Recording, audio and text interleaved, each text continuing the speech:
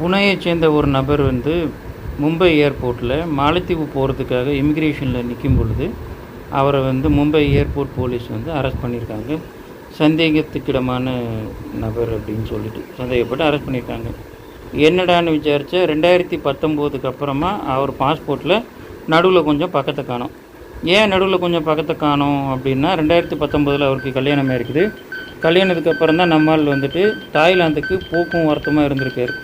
தாய்லாந்துக்கு போக்குவரத்துமாக இருந்தது வீட்டில் இருந்த அவர் மனைவிக்கு தெரிஞ்சிடக்கூடாது அப்படின்றதுனால பிரச்சனையாயிடுமே அப்படின்னு சொல்லிட்டு அந்த நடுவில் கொஞ்சம் பக்கத்தை கிழிச்சிட்டார். ஸோ இதுதான் விசாரணையில் தெரிய வந்திருக்குது.